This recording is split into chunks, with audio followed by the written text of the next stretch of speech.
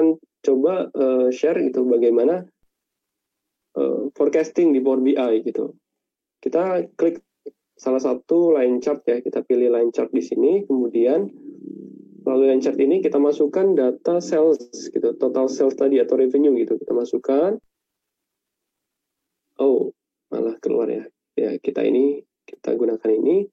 Kemudian kita masukkan data tanggal gitu, data tanggal ini kita masukkan. Kita ubah dari line chart ya gitu. Kita ubah line chart. Nah, ini data tanggalnya sudah muncul seperti ini. Sorry, data tren ya, tren berdasarkan waktunya gitu. Nah, seperti tadi kita menggunakan di matrix ini gitu, kita bisa modifikasi nih gitu, axis gitu, atau timeline waktunya itu mau berdasarkan apa gitu, mau berdasarkan tahunkah, bulankah gitu, kita bisa breakdown di sini. Ini jika dilihat berdasarkan quarterly gitu, ini bisa dilihat berdasarkan tanggal gitu atau harian. Kalau mau dilihat lebih detail lagi juga bisa gitu, sampai seperti itu. Nah, sementara kita pakai data ini ya, harian gitu. Jadi kita tahu dari 2014 sampai 2017.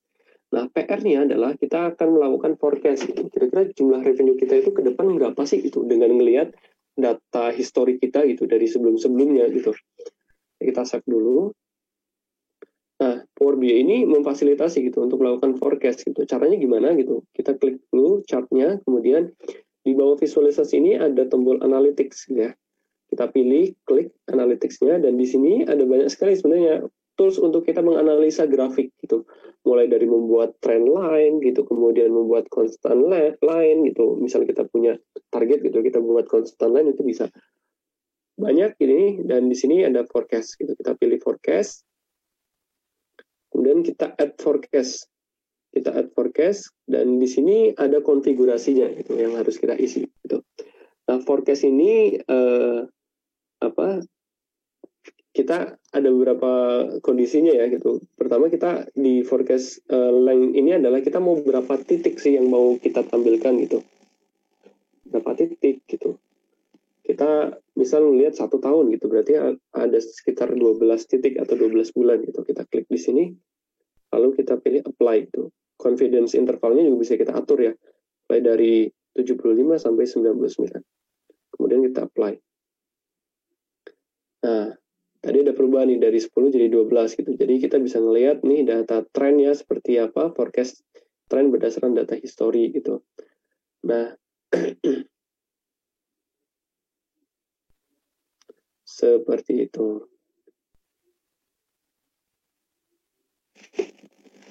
Nah, selanjutnya ya, kalau kita sudah punya data tren gitu, ada beberapa modifikasi visual yang bisa kita lakukan gitu. Contoh misalnya ya, kita nggak terlalu seret nih dengan judulnya gitu. Kita bisa ubah atau kita format tersebut dalam tombol format ini gitu. Dan di sini ada banyak pilihannya gitu. Dan susunannya atau fitur-fitur pilihannya ini berbeda, setiap kolom atau setiap visual chart ini akan berbeda-beda gitu. Contoh misalnya kalau kita pilih trend gitu, dia akan menampilkan seperti ini gitu ya. Ada data color, data label. Nah, kalau kita pilih yang matrix nanti akan beda lagi gitu. Nah, tapi secara umum sama gitu. Pertama kita akan ubah gitu judulnya gitu. Judulnya kan kita ubah dulu nih gitu. Title-nya akan kita ubah. Kita bisa hapus atau bisa kita ubah. Gitu. Di sini adalah revenue trend ya. Nah, dia udah ganti. Kemudian kalau kita mau ubah tulisannya agak lebih besar, gimana caranya gitu? Caranya kita bisa pilih di sini ya, di data title tadi. Kemudian kita mengubah warnanya juga bisa, mengubah alignment-nya juga bisa, kita taruh di tengah misalnya. Kemudian kita lebih besarin 16, kemudian font-nya kita ganti. Contoh seperti ini ya, kita ganti jadi apa ya? Jadi Corbel misalnya. Terlalu bagus ini